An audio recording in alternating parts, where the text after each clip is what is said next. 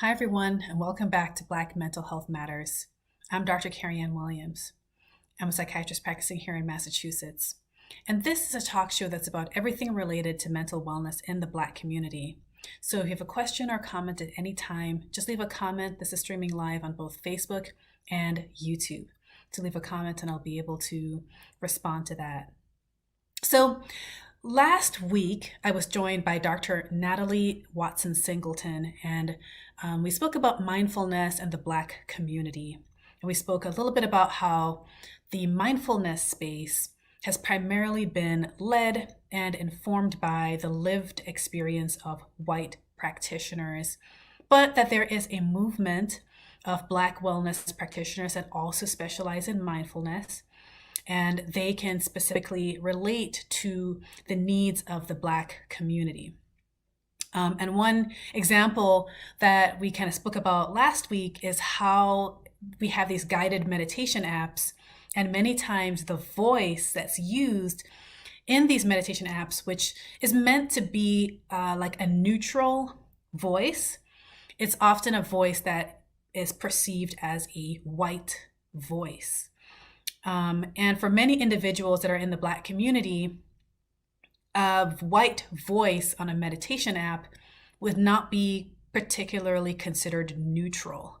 And it may not facilitate them fully focusing their attention in a mindfulness exercise. It may not help them to feel relaxed after a stressful day of experiencing microaggressions. So I also just wanted to review the definition of mindfulness again, which I kind of would say it's a quiet focusing of your attention. And that could be an internal focus or it could be an external focus, but you're keeping your mind in the present, not in the past or the future. When you kind of sit with yourself and focus internally in particular, you make space to kind of tune in and to acknowledge the thoughts that come up for you, the emotions that come up for you, both positive thoughts and emotions and negative thoughts and emotions. And from there, instead of judgment, you reflect on yourself with love and with compassion and with respect. And you have a chance in that mindfulness space to validate your own internal experiences. And we can even use that space and time to forgive ourselves, to be kind to ourselves. Today in particular, though, I wanted to talk about how we can apply mindfulness to parenting, which is called mindful parenting. And it involves several principles. And mindful parenting starts with having your own habit of practicing mindfulness. And at the end, I'll talk a little bit about some resources that we can use, particularly in the Black community, when it comes to mindfulness. But I just wanted to start off with how to apply mindfulness to parenting and why. So of course, as I mentioned, mindfulness is tuning into or paying attention to your own thoughts and feelings and what's coming up for you internally. So part of that with mindful parenting would be tuning into your own thoughts and feelings when you have a conflict with your child. So mindfulness would facilitate pausing before responding. It would facilitate listening to the child's viewpoint, even if it's different from your own perspective. And it's about pausing to reflect before reacting, or rather than reacting. And that would come from a period of time of developing this habit of mindful meditation. That mindful pause to kind of reflect is really helpful because you're tuning in with yourself and you can tune in with your child. And that we might consider attunement with your child. That can be really helpful to, kind of influencing your response. So mindful parenting is also compassionate for this reason. When your child has a different viewpoint from yours, it can be so easy to just talk over them or to just react sharply or negatively and just shut it down. But mindful practices would facilitate listening, even if you don't agree. but at least trying to understand the viewpoint of your child, understanding where they're coming from and attuning to them. Mindful parenting is also about filling up your own cup so that you can be more present and understanding. It's about living in the present, in the moment, rather than overly focusing on outcomes. Because a lot of times when as parents you focus on outcomes, it can create tension between the child and the parent, because children naturally live in the moment. And parents are often so anxiously thinking about the future. And mindful parenting encourages being present and in the moment with your children. Mindful parenting is about seeing your children as they are, not just about who you want them to be. So of course, you have to think about their future. This doesn't mean you never think about their future, but it's about shifting that balance so that you spend a bit more time enjoying the present. So you've probably noticed that when you have a child with behavior problems specifically, that there's often not much in the way of recommendations for addressing the parental stress that comes along with it. People will just say, well, try not to get too stressed about it. Or they'll say, remember to take time for yourself. And so the most common thing would be that a parent may try to take a weekend off, and they'll say, oh, I'll take one weekend off each year, and it's going to be, get a babysitter. And there's that one weekend is their time. But then they come back and the rest of the year they're stressed out just as usual. Mindful parenting kind of offers a way to manage parental stress while still remaining in the parenting space.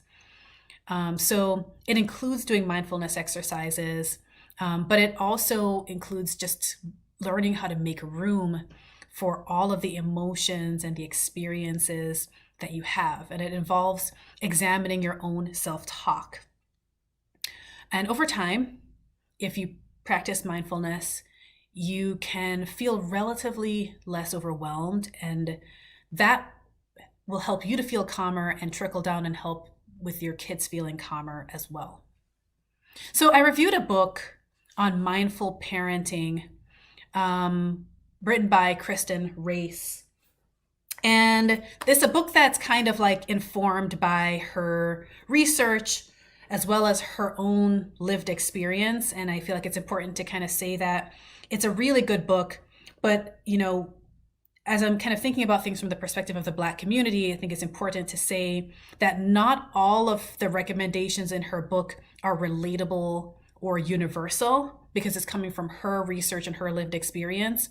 But that being said, it is a very well-written book. It's very clear and easy to read. It offers really great principles, and there are an abundance of tangible examples of how to practice mindful parenting.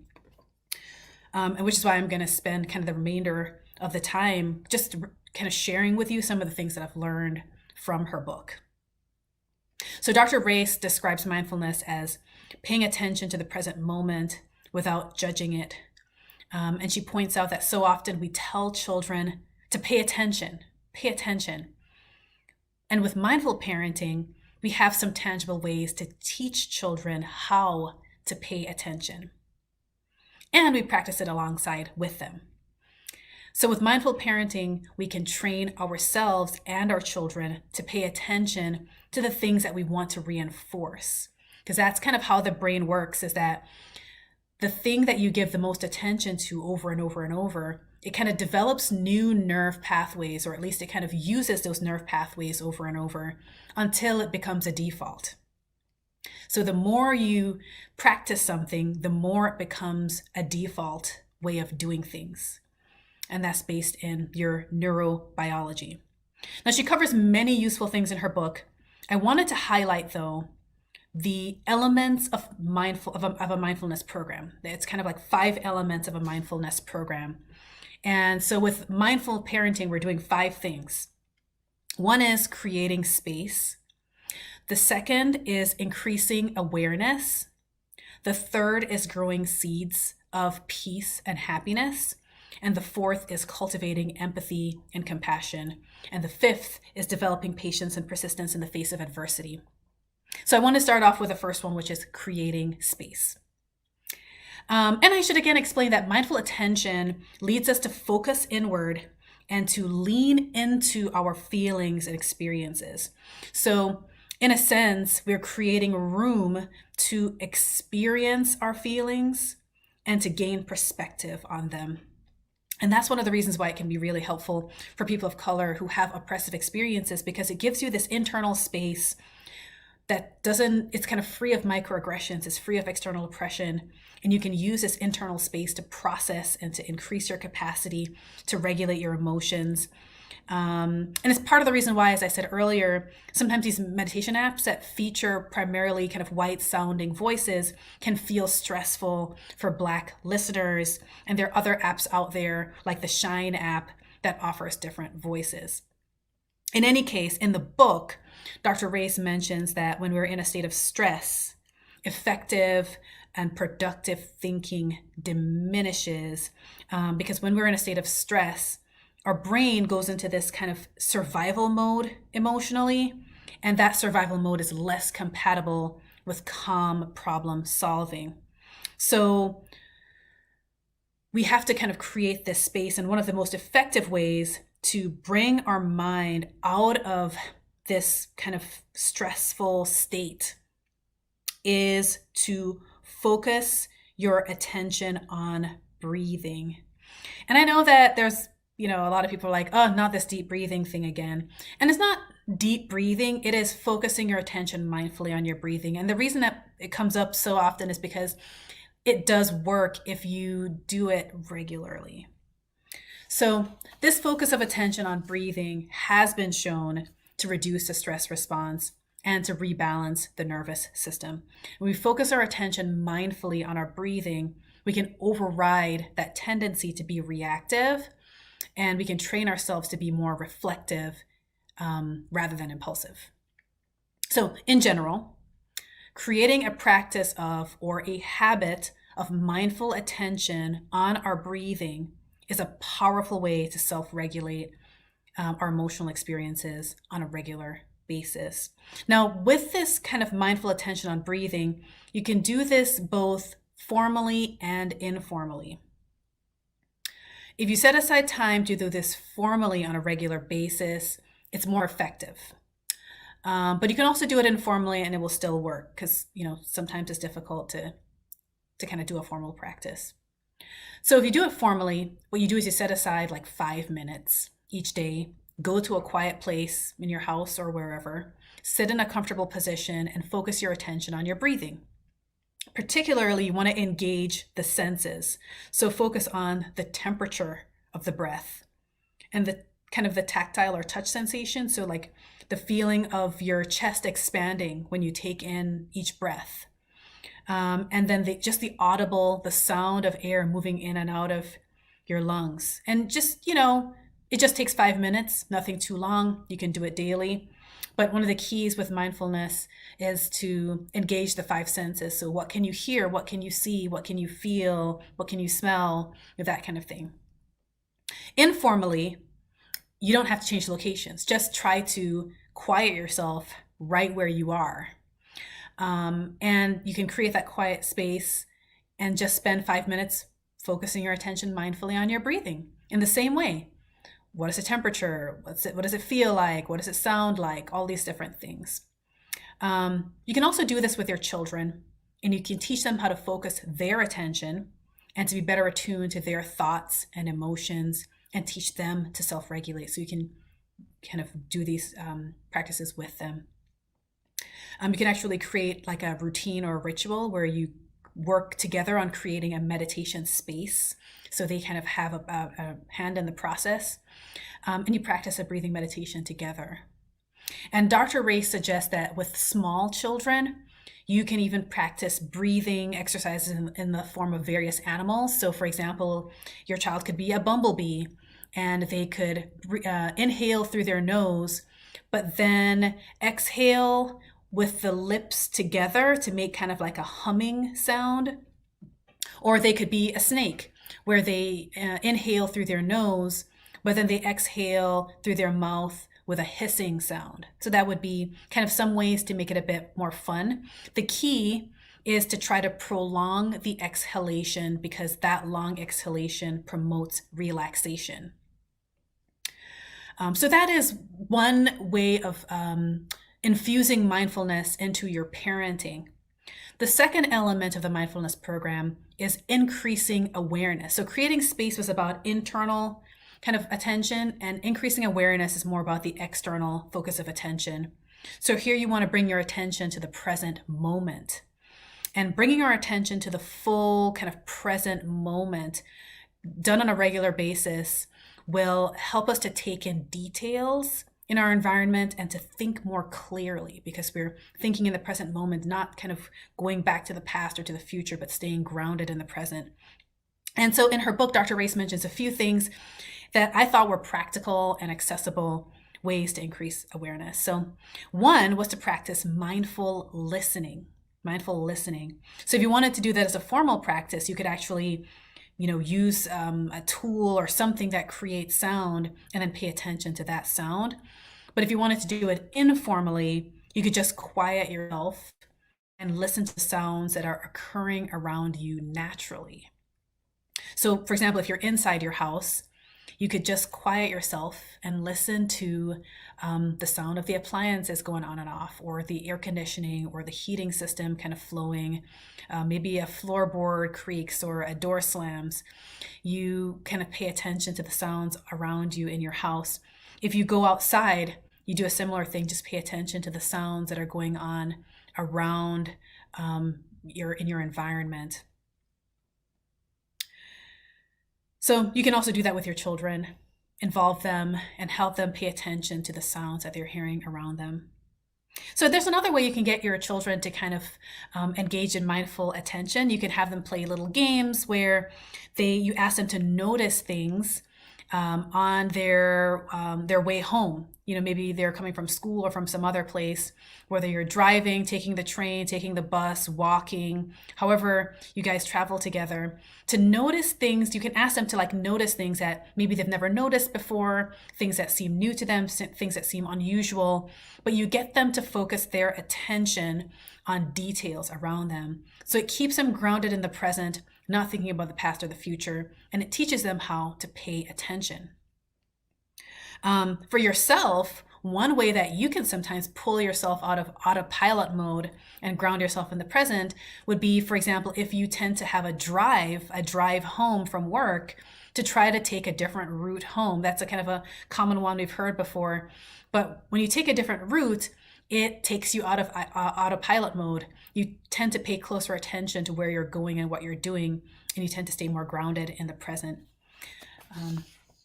Then the other suggestion that Dr. Race talks about in her book is to eat mindfully. And I kind of talked about this a little bit last week, but eating mindfully is where you focus your attention on the food that you're eating. And so when you're having your meal, you want to, again, try not to multitask, put the phone away, get quiet, and then focus your attention on the smell of the food, the texture, the look, etc. How does it feel when you chew it? And just kind of focus your whole attention on the experience of eating. And you don't have to do this for the entire meal. You can do this for just a few bites.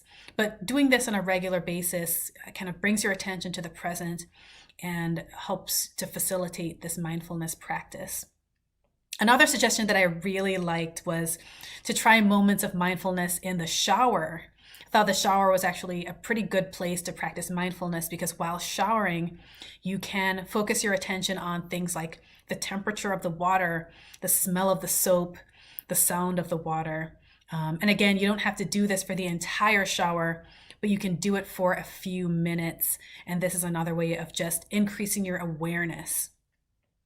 So these things ground you in the present moment, because when you kind of worry about the future and regret the past, it kind of takes away from the present moment, and it increases your stress level. So these things help you to stay present, and it does reduce stress. So we talked a bit about creating space, which is that internal kind of attention, and then increasing awareness, which is that external attention primarily on the present moment.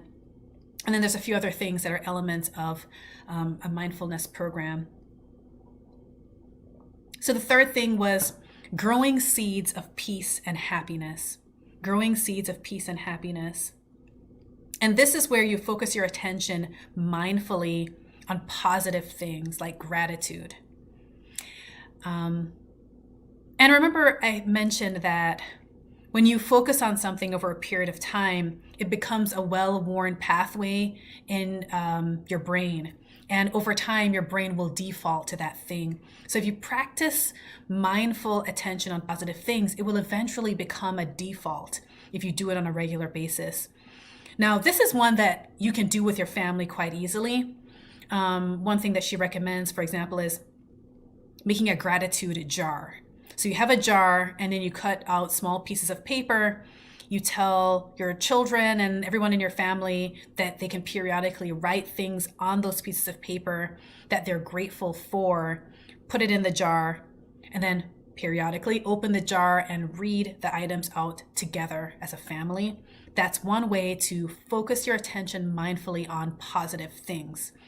Another way to grow seeds of peace and happiness that she recommends in her book is, instead of asking your child how their day went, so let's say they come back from school or whatnot, how did your day go? Fine. Instead of asking them how their day went, ask them about who was a good friend to them that day. Who was a good friend to you today? And what that does is it gets them to focus their attention mindfully on something positive, and hopefully then to explore the gratefulness that they have for that friendship. And again, it becomes this well-worn pathway if it's done on a regular basis, that now they default to thinking about the good things that have happened to them that day. But it gives them a very specific question. So rather than just saying, hey, tell me something good that happened today, it is, who was a good friend to you today? Because then it leads into that discussion about what did they do that made them a good friend. The third thing that she mentions, and again, I'm just kind of summarizing from her book. I'm not sharing the entire book, so there's a lot in the book that I'm not talking about. But the other suggestion that I liked for growing seeds of peace and happiness was to look for good news. There's so much negativity out there, and I could get on a tangent about how the news cycle, particularly through social media, is driven by engagement, and the things that cause people to engage and click on news items primarily are feelings of anger, fear, sadness. These are the things that make people stop scrolling, and it makes them type comments, and it makes them read articles. So a lot of our news are skewed towards negative things that get us upset. So if we want to focus our attention mindfully on the positive, then we have to intentionally look for good news. And so her suggestion is, as a family, take time once a week individually to search the internet for inspiring and hopeful stories, and then come together as a family once a week and take turns sharing these stories together, and kind of talking about them. And again, it makes you focus your attention mindfully on the present and on things that are positive. So that's growing seeds of peace and happiness. The fourth element of the mindfulness program is cultivating empathy and compassion. And Dr. Race says that when children practice acts of kindness, it strengthens those nerve pathways in their brain that helps them to develop compassion and empathy. And again, going back to that principle of whatever you focus on over and over becomes a well-worn pathway in your brain, and eventually you'll default to it. So if you help your child and yourself to mindfully focus on kindness, over a period of time, your brain will default to kindness. And for children, that's going to look like compassion and empathy. And the more they practice acts of kindness, the easier it becomes for them to recognize when people are in need. Because again, their brain is defaulting to kindness, compassion, and empathy. It becomes easier for them to realize and recognize when other people are in need. And that's a really, really helpful thing for children to develop. So cultivating empathy and compassion. And in her book, she offers several recommendations. One thing that I just wanted to share that I thought was just kind of cute.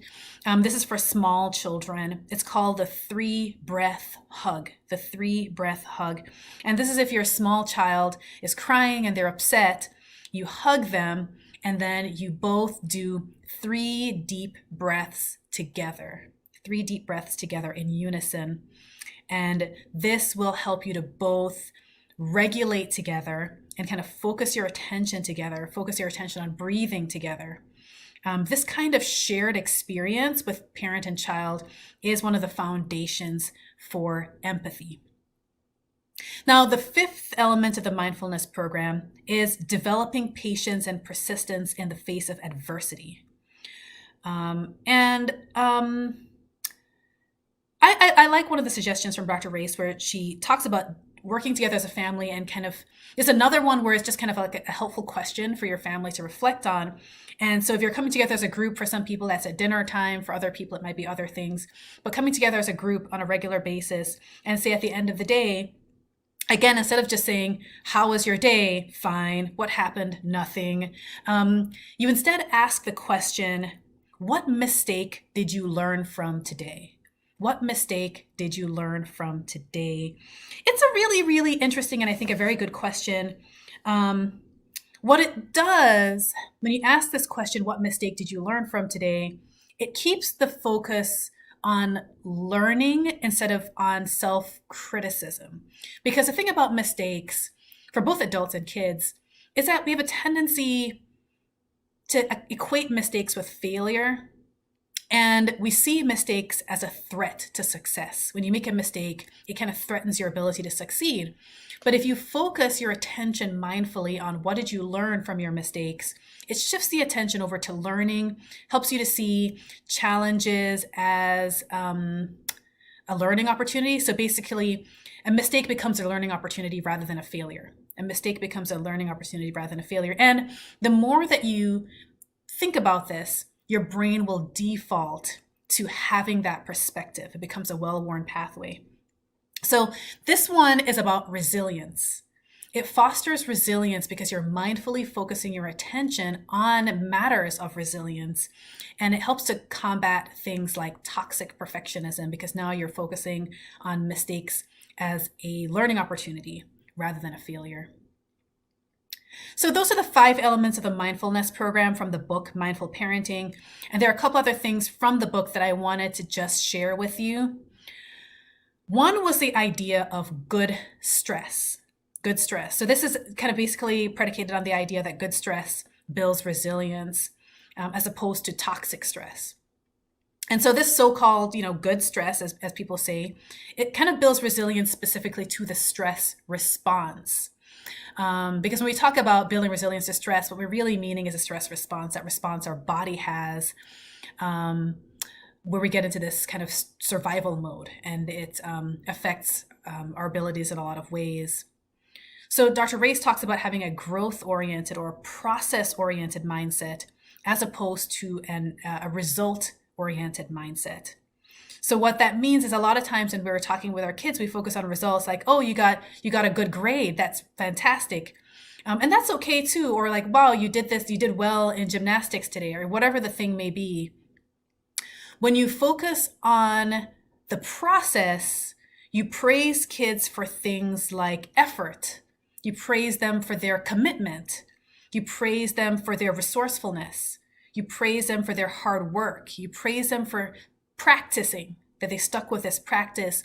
And what you're doing is you're praising the process and not just the result, because you're going to praise the result as well, but you want to also praise the process. Because if you're focused too much on the outcome, children then begin to kind of themselves focus on outcomes, and that can create a counterproductive like perfectionism. So what will happen is, if a child is maybe not naturally good at something, they're more likely to abandon it because it feels like a failure to them. It feels unrewarding if they're not naturally good at something. Whereas if you praise the process, they may be more likely to find fulfillment in the challenge. They feel fulfilled in seeing themselves improve week after week as they practice and commit and work hard on things. They can see value in the process because you're praising it and kind of lifting that up. Whereas if you just focus on the result, they might get discouraged if they're not seeing results quickly. And the other thing is that the definition of failure kind of changes. If you focus on results, then failure means I didn't get the result I wanted. Whereas if you focus on the process, it's more difficult to say you failed if you put in all these other this other hard work. So a lot of times children might think they failed even after they've displayed really admirable qualities, like they've been resourceful and they've worked really hard, but they still feel like they failed because they didn't get the outcome, the result. So with a growth mindset or process-oriented mindset, children can still feel like they've achieved something by the process, even if they didn't get the desired outcome. And challenges can be seen as opportunities for learning, again, as opposed to like a threat to their success. So I thought that was a good one to share, this idea of process-oriented. And again, it's about mindfully shifting your attention to that. And that's why it's in a mindful parenting book. It's like, what are you paying attention to? What are you kind of highlighting for your children? The other thing that I liked from this book, she had this acronym called REST, R-E-S-T, and it's about the role of sleep. And I won't belabor it because I speak about sleep all the time because it is really, really key. But I just thought that this acronym was really useful. It seems primarily geared towards small children again, but sleep is helpful for everybody. But this acronym REST, R-E-S-T, the R is for routine. And this is where she talks about the importance of a predictable bedtime, because if your child's bedtime is unpredictable, it can lead to resistance. So if tonight you went to bed at 8, tomorrow it's 8:30, and the next day it's 9 o'clock, and then the next day it's 9:30, and then after that you want to go back to 8 o'clock, your child is like, but I went to bed at 9:30 last night, why am I going to bed at 8 today? So that unpredictability can lead to resistance. But if you have a predictability with that bedtime routine, it helps kids to be mentally and physically prepared for sleep. It helps them to wind down. And they're less likely to resist because they just transition easily. And, I've often said I work with kids that have severe behavior problems and severe sleep problems. And I've seen the power of routine in helping to reduce resistance, because if you do the same thing every single day at pretty much the same time and pretty much the same way, eventually it becomes your habit. And in fact, it can be quite grounding because you can look forward to it. It's something that you can expect every single day. It can ground you and you become less resistant to it. So R is for routine, and so in the REST algorithm, E is for empowerment. And this is kind of simply allowing your child to help create the routine that will help them at bedtime, and that also reduces resistance because they have a hand in creating the routine. The S in the REST acronym is Snuggle Time, and that can look like spending time reading books together, or singing songs together, or telling stories, or cuddling. But the key with the S, the Snuggle Time, is to take time each night to connect with your child. And in her book, she talks a lot about why it's important to connect with your child every day and give them FaceTime. The T is teaching children to relax. And I thought this was really interesting because a lot of times we tell our children to relax, but this is about teaching them to relax. Because you can't just tell them to relax. You do need to teach your kids how to relax. And that's why it starts with you learning on your own for yourself. You have to learn how to relax, and you can teach your kids some of these things. So that is the REST algorithm. And so I just want to say a couple of final things, which is Dr. Race in her book also recommended unscheduling your children from certain daily activities to avoid being overscheduled. Being overscheduled, of course, kind of works against being mindful because for both the parents and the child, it kind of takes your attention in so many different directions. So even though it's easier said than done, reducing your schedule helps to facilitate mindful parenting. So you need to unschedule your child from some of their activities. You really have to kind of think they can't do everything. You've got to cut back. So she talks about that in the book. And I said, like, it's easier said than done, but I always kind of say, well, if you're having any kind of difficulty in how things are going in your family or with you and your kids, and you're looking for a change, and so maybe you're reading the book, or you're listening to this, and you have to remember, if you keep doing the things you've always done, you're gonna keep getting the results you've always gotten, right? So if you want to see a change, you have to make a change. So some of these things, like, easier said than done, but it may be necessary to just do it. She also speaks about being mindful of technology. And so that starts with, as a parent, you sometimes putting down the phone and other kinds of technology to be present for your child, and then in turn teaching your child how to be present, how to cut back on their use of technology as well. Because of course, a lot of what we do with technology, it takes away from us being mindful. We're not really attentive to what's going on inside of us or around us when we're engaging with technology. So that's mostly what I wanted to say today about mindful parenting. For more information on mindful parenting, you can look at the book Mindful Parenting by Dr. Kristen Race.